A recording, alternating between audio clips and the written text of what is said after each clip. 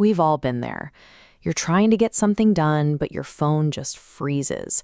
The screen glitches, your taps do nothing, and the system feels like it's dragging. It desperately needs an update. Right now, for a lot of people in South Africa, the country's economy feels exactly like that broken phone. Young people are especially feeling the lag, with nearly half of them, about 46%, out of work and demanding real opportunities to build their futures.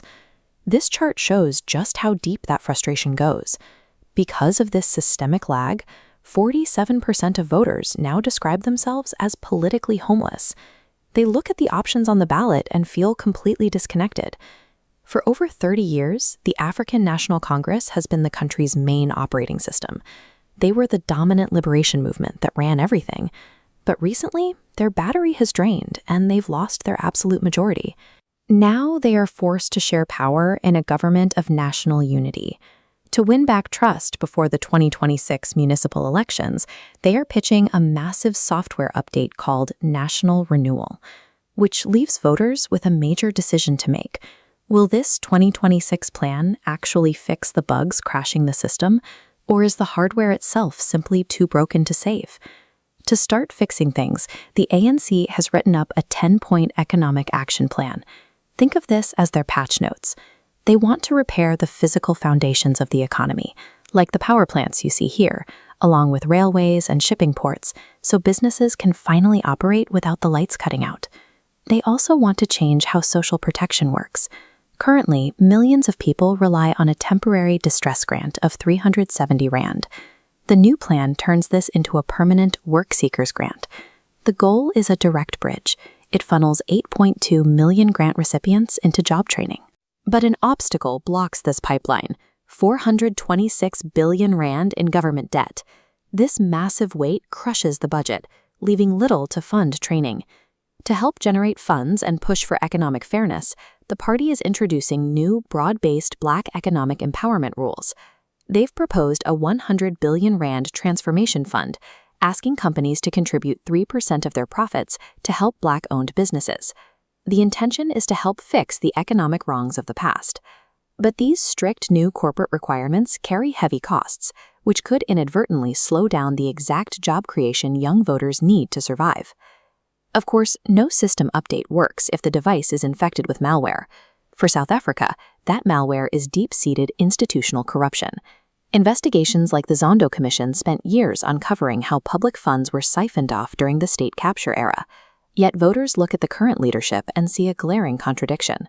Several officials named in those investigations are still sitting in high-profile positions within the party. To prove they are running a new antivirus scan, the ANC established the Madlanga Commission in 2025, led by this judge, to investigate the justice system itself. This new team is specifically hunting for criminal syndicates and political interference hiding inside the police force and the national prosecuting offices. The party points to this as proof of their renewal. But after 30 years in government, voters are asking if launching another commission deletes the infected files or just puts them in a different folder. Those are the national promises. But when we zoom into the street level, the actual hardware of local municipalities like the city of Mbombela here, the picture gets much rougher. This dashboard shows where the system is failing. Mbombela loses 26% of its electricity, and a quarter of municipal jobs sit empty. The result? A devastating 309-day wait for small businesses to get paid, forcing many to close their doors forever. The ANC says they have a patch for this local crisis, too. They plan to send out rapid response technical teams to monitor local councils and enforce performance standards. But the health of these local cities depends on more than just local pipes. It links back to the country's global network. The ANC has been shifting its foreign policy, strengthening its diplomatic ties with the BRICS nations and countries like Iran. While they argue this shows they have the right to make their own decisions, it creates friction with major Western trade partners like the United States. If those relationships sour, South Africa could lose trade benefits, threatening jobs in farming and car manufacturing back home. All of these plans show the ANC trying to adapt.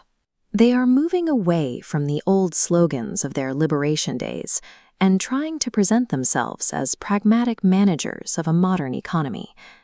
But the gap between their blueprints and reality is wide. They promise rapid task teams and high-tech solutions, while voters are still dealing with broken water pipes and the same faces accused of corruption.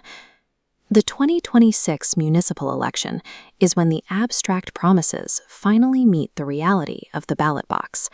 It is when young voters will judge the party's actual track record of getting things done at the local level. As a voter, you are the user holding the device.